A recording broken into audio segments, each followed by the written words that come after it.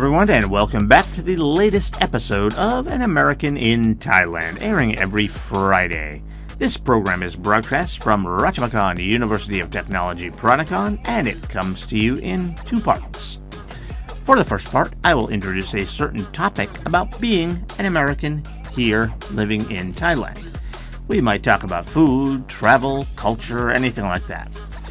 We'll then take a break, and in the second part of the program, we'll get into more details and specifics about whatever topic we're discussing. All right, let's get to the show.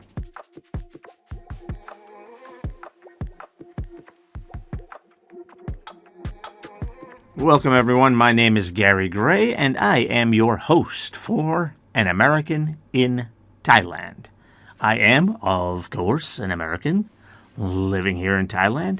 I am a teacher here at the university at RMUTP, Ratchamakan University of Technology, Peranakan, and I have been teaching here for about 8 years, a little more than that. So I've been here long enough that I kind of have a feel for the Thai culture, Thai people, traveled a lot, been to a lot of places, tried most of the food, all that sort of thing. So I have a pretty good feel for it. I am still learning new things.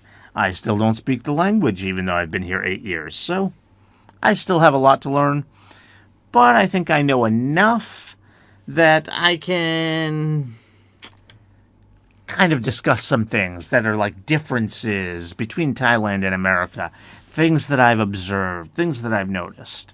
And so for today's topic, we're going to talk about politics. Now, talking politics can be dangerous. You have to be careful talking about politics. And here I am. I'm going to talk about Thai politics as an American. I'm not even Thai. Some people may not like that. I should not have an opinion on Thai politics. I'm not Thai. It's okay. Don't worry. I'm not going to offer too much of my opinion. I will offer a little bit on sort of some of the pros and cons of the differences between what we do in Thailand versus the U.S. But really, what I'm going to focus on is really just those facts, just the differences. I'm not going to give you too much of my opinion. Again, I will give you a little bit. I do think there are some things that maybe work out better the way America does things, and I think there are some things that maybe work out better the way Thailand does things. And we'll talk mostly about that in the second part of our program, as far as giving kind of the opinions on what works, what doesn't work. So mostly we're just going to talk about what the differences are. And we've done a show like this before, where we kind of discussed how you elect your president or your prime minister here in Thailand. In America, the head of state is the president. Here in Thailand, it's the prime minister. Of course, some people might call the king the head of state, but as far as the elected part of government, it's the prime minister. So in America, we have the president. Here in Thailand, we have the prime minister. So we've kind of talked about how they're elected before.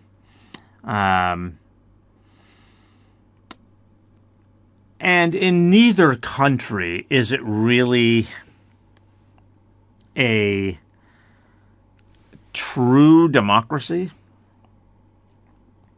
Even though you think of America, ooh, democracy. No. Neither country is a true democracy in terms of electing the leader. I mean, think of the last election we had here in Thailand. Pita, who was from, I don't remember the name of the party, Future Forward, I think it was. Although I know they changed the party name because of legal issues, whatever. I don't know. Again, I'm not going to offer my opinion on things so much. I'm going to stay out of that. That's none of my business. But he got the most votes. He won. Or his party did. I think the vote is by party. I don't think it's by person. But again, I'm not even sure of that. I don't know. I can't vote here, so I have not seen a ballot. I don't vote. But he won. Didn't become the prime minister. Why? Because you need the majority of votes in the parliament in order to win. And even though he individually got the most votes, it was still just more than any other individual, but there wasn't like just one other person. So it's not like he got the majority because it wasn't one person versus another. There were many other candidates, many other parties, and so this person gets 20%, this person gets 25%, this person gets 30%, this person gets 15%, whatever. And so a person that gets like 30% wins. Well, it's still only 30%. So then you got to make deals to try to form a government with some other party, with some other group, and then sometimes that's hard to do, and that's what ended up happening, is that they weren't able to do that, and so then the other person, I don't even remember her name, I forget her name, I know she's related to the former prime minister, I think she's his daughter, but she ended up getting the position. Okay, so not really a true democracy. She didn't win. That's not who the people voted for. What we call plurality, that is who the most people preferred, which is not a majority, because it's multiple candidates. There's more than 2 or 3 to choose from. So the plurality voted for PETA. He did not become the prime minister. So that's not a true democracy. But even in America, we also do not have a true democracy. We don't. Many people think, oh, America, democracy. No. We have a system called the Electoral College. And basically what that does is it gives points to each state based on their size. And that would be fine, right? Because when I say size, I'm talking about population size. So it's still proportional to the number of people that live there. So the number of people vote going to be pretty similar to that. So, whatever. Still works out, right? It should match the vote. Well, here's the problem. The person that wins that state gets all of their quote-unquote points. We call them electoral votes. Gets all of their points. And so, if one candidate wins a bunch of states closely, and then another candidate, the opposing candidate, because in America we do usually just have 2. Sometimes there'll be a third one that gets a little bit of the vote, but usually not enough to make a difference. So the other candidate, let's say the other candidate wins their states by big margins. Margin doesn't matter. You get all the votes for that state. You get all the points for that state. So that candidate who won a whole bunch of states by really small margins might end up with more points, but fewer total votes. And all that matters is the points, which again we call the electoral votes. All that matters is those points. They end up with more points, they win. We saw that in America twice. It doesn't happen very often, but we've actually seen it twice just within the last 25 years. In the year 2000, Al Gore, who was the Democratic candidate, got more votes than George W. Bush, but George W. Bush got more points. And then in 2016, Hillary Clinton, also the Democratic candidate, so this has really hurt the Democrats more than the Republicans, but Hillary Clinton, who was, again, the Democratic candidate, got more votes than Donald Trump. But Donald Trump got more points, more electoral votes, so he won. So twice we've seen it. And we have elections there once every 4 years, so that's really only just six elections. Twice in 6 elections. That's a third of the time recently. That's a lot. That's a lot. This almost never happens. It only happened one other time previously in American history. So that's a lot recently. So again, not a true democracy. So that's so again, we've already sort of talked about that in a previous episode. So what I want to talk about today is something that's kind of the opposite side of that. And that is how we might try to remove a president or a prime minister. And this issue was raised to me by one of my Thai friends here because they were impressed that the president basically stays in power, almost no matter what happens. Whereas here in Thailand, that may not necessarily be true with the prime minister. And I'm talking about this now because we've actually just seen this in Thailand. As we record this, it's the very beginning of September of 2025, and I believe it was just 3 days ago, as of the time I'm recording this, the Prime Minister of Thailand was removed by the courts. And so that's kind of what I want to talk about here, is how we remove a president or a prime minister, and which way is better. That's the one area where I actually am going to offer my opinion. And I'll be honest with you, you don't really have to worry about my opinion because I'm going to say something negative and something positive about both. I think there are pros and cons to both ways. The way America does it, the way Thailand does it. I think there are pros and cons. I think they're both not great, but there are positives and negatives on both sides. So let's go ahead and take our break, and then we will talk about that. We'll talk about the differences of how we remove a prime minister or a president. We'll talk about how we do that on the other side of the break, and I will give you kind of my opinion on the pros and cons of each way. And again, I don't think I'm going to say anything that's too controversial here. I definitely don't want to say anything controversial when I'm talking about Thai politics, since I'm not Thai.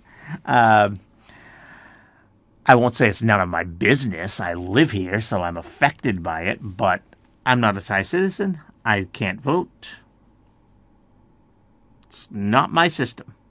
I remain an American citizen. I can vote there, so that's my system.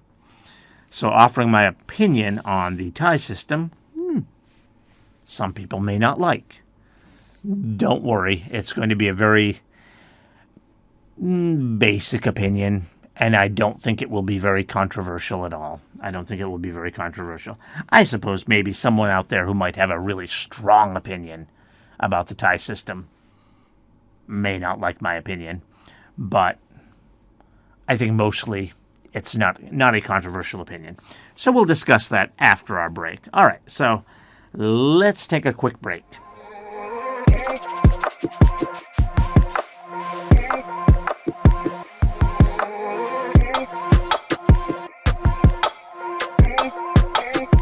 Welcome back, everyone. All right, so in today's episode of An American in Thailand, we are talking about the differences between American and Thai politics when it comes to the process of removing your prime minister, as it is here in Thailand, or your president, as it is in America. Now, in the first part of our program, I actually kind of talked about how they take power, how they come into power, and how neither country is really a true democracy the way they work, which I think is interesting because I think for most of the world, they view America as being, the big democracy place. Yeah, not so much. Not so much. It's not a true democracy the way our elections work. In fact, 2 of the last 6 elections, the person who did not get the most votes ended up as president. So, yeah, it doesn't always work out. So we kind of talked about that in the first part of the program. But what I really want to focus on is removing the prime minister or the president, because we're seeing that right now in Thailand, where the president has been removed from power, where the prime minister has been removed from power, and we have seen them try it in America. Last time Donald Trump was president, they tried it twice, and neither time worked. Actually, the second time was after he left, so you can't really remove him. But there is a way in that same law to prevent him from running again as well, and that failed. And of course, that mattered because he did run again, and he won. He won last year, so it did matter. So they tried that twice in America and failed both times. So the difference is really that in the Thai system, it's much easier to do. For example, if you just look at the news, again, I'm not an expert on the Thai politics, the Thai government, just going based off what was in the news. It was essentially the courts that ruled that the PM is out. You're basically not going to see that in America. That's not going to happen. I mean, technically, I suppose it could, because of the nature of our system of government. And what I mean by that is the courts do kind of have sort of an ultimate power, especially if it goes all the way up to the Supreme Court. In fact, they actually did decide on one election, that election in 2000. But they didn't remove anyone from power or anything like that. The problem is there is a process within our Constitution for removing someone from power, and it does not involve the courts. So that's why I say that's just not, I mean, that, again, like I said, I suppose it could. Like the Supreme Court has almost like ultimate power. I mean, I guess they could try to remove a president, but that's highly unconstitutional. And the whole goal of the court, the whole purpose of the court, is to uphold the Constitution. So, no. And so the difference between the Thai system and the American system is really the degree of difficulty. Because what you have to do in America, you can't just get a court rule like we got here in Thailand. Court says she's not prime minister anymore. Okay, so she's not prime minister anymore. She's gone. That's it. End of story. Over. Done. Gone. Find someone else to be prime minister. As simple as that. In America, no. No. The court would never be able to do that. The process in America is that there has to be what we call an impeachment. That's one branch of Congress. You know, you guys here in Thailand have the same two branches that we have. You have like these representatives in your parliament. We call that the House of Representatives in America. But then you have the Senate on the other side. Now, the Senate here in Thailand is made up of a lot of military people. It's not like that in America, but it's still called the same thing. We have a Senate also. Same thing. We have two parts of Congress. Same thing. So one part of Congress, the non-Senate one, which we call the House of Representatives, would impeach the president. Now, what that means is basically you're bringing charges against them, because it's supposed to be based on some sort of criminality that you believe the president has done. So it's kind of like they are the attorneys for the government bringing charges. They're not. it's not exactly that. I mean, they're not bringing charges like the president is not going to go to jail if he's convicted. But in effect, as far as how the process works, that's what they're doing. So they bring charges. If it passes, they vote on it.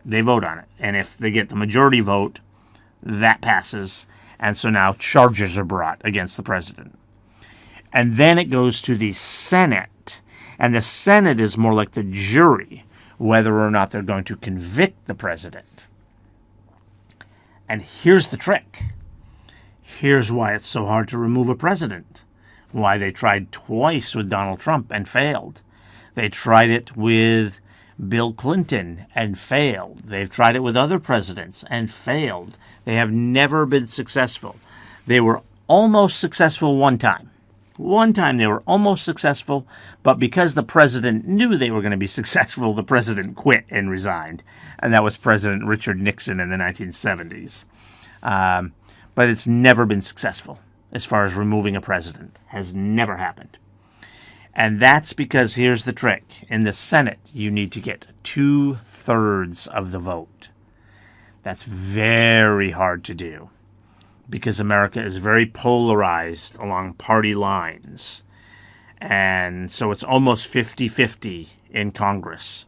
And the people on the same side as the president are almost never going to vote to convict him, no matter how guilty he is. That's wrong. That's bad. It shouldn't be that way.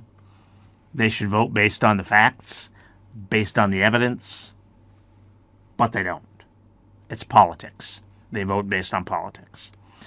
And here is where I will tell you which way is better, in my opinion, and what's wrong and what's right about the two of them.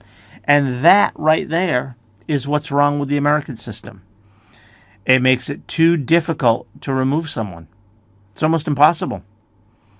And there are a lot of other positions within the government that are subject to those exact same rules. It's a little easier maybe to remove some of those people because people will be a little less partisan about someone that's lower in the government than they would be about the president. People on the president's party are never going to vote to have him thrown out of office. So there have been occasional people who have been impeached, convicted, and removed from office. But it's very rare. It almost never happens. It almost never happens. And so it's actually too difficult. That's what's wrong with the American system. It's too difficult. Too difficult. So you can never get rid of someone who's performing badly. And remember what we're talking about. Remember what I told you about how they do the impeachment. It's supposed to be a crime. So when I say someone doing badly, I don't just mean someone that's not really good at their job. There are a lot of bad presidents who just were not very good at their job. But they weren't criminals. They weren't criminals. For example, in America, we had a president named Jimmy Carter. He actually just passed away very recently. He's generally viewed as not a very good president. But he's also viewed as a very nice guy, a very good guy, a very ethical guy, a very honest guy. Nobody has ever accused him of breaking any rules, breaking any laws. He never did anything wrong. So he was never impeached. But he didn't do a very good job. But that's not the point. But my point is, so we're talking about crimes here. We're talking about crimes. You should be able to remove someone. Should be able to kick someone out of the office. Almost never happens. That's the problem with the American system. Now, with the Thai system, what do I think is wrong with that system? I think it goes too far the other way. I think, like with the court ruling, for example, that just makes it too easy. I think it creates instability.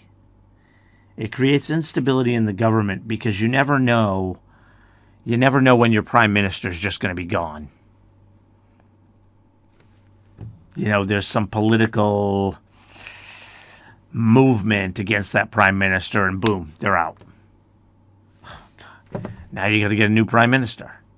And now how long is that one going to last? Boom, they're gone. I mean, this current prime minister, well, current, she's already been thrown out. This past prime minister, she didn't even last that long. When were the elections? Just last year? I think it was last year. Maybe it was the year before, but then it took them a long time to form the government, so the government was formed last year. So I think she only took over last year. So she's been there less than a year. It's too much instability. So ideally, I think something kind of in between the two systems would be the best. I think you need more stability here in Thailand, and in America, you need more accountability. The president's never held accountable because there's no threat to ever for him to ever be removed, because it's too hard to remove him. So I think both systems have their problems and their benefits.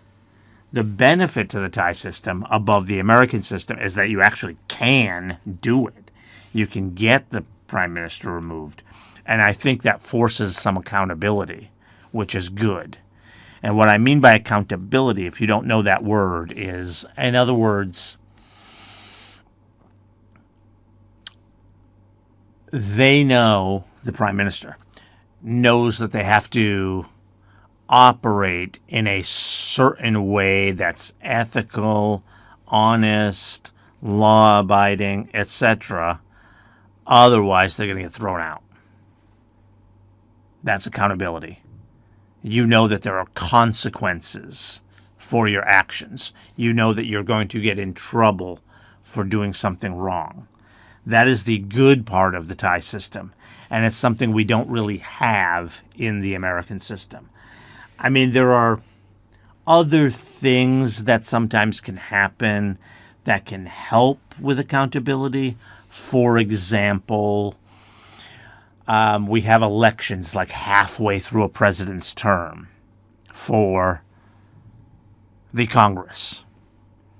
And so if the president does do something bad, a lot of times the Congress will go to the opposition party. And so that's going to reduce the president's power, because any kind of laws or whatever have to go through Congress first, and then the president signs them. So now the Congress is with the other party, so there's not so much that the president can do because he can't get it through Congress. So there is some accountability in that regard, but that's really limited, and it's really up to the people to make that happen because they have to vote for the other party. So it's not easy. So that's really the difference. That's really the difference in how we remove our top leaders. And which system is better? I honestly don't know. That's why I told you my opinion is not going to be very controversial, because I think both are good in some ways, bad in some ways. I think with Thailand, it's bad because it's too easy to remove the prime minister, but it's good because at least you can. In America, there's more stability because it's difficult to remove the president, but it's bad because it's almost impossible to remove him. So no matter what crimes he commits, you're stuck with him. So I think both systems have their pluses and minuses, their pros and their cons. So I don't really have a strong opinion about which one is better. I mean, I'm more familiar with, more used to the American system, so I guess I prefer that one, but it's probably just because that's the one I'm familiar with. It isn't great. It isn't great. I personally, myself, am not a big fan of Donald Trump, so I would have liked to have seen him get removed during his first term, and that didn't happen. So, again, our system, in my opinion, failed us because it's almost impossible to remove someone. So there's the differences. And like I said, no strong opinion on which one's better. They're just different. They're different. Both ways have their pros and their cons. So that's the difference in our political systems when you're trying to remove the leader, whether it's the prime minister or the president. Prime minister here in Thailand, president in America. Those are the differences. And which one is better? I don't know. They each have their their good side and their bad side. But that's the difference. All right, so that's going to do it for this episode. Thank you for joining us for today's episode of An American in Thailand. Let me reach out to any young people out there and ask them to consider our wonderful university here, Ratchamakan University of Technology, Peranakan. All right, please stay with us and tune back in next week for another interesting episode. Also, don't forget to subscribe to our channel. Thank you.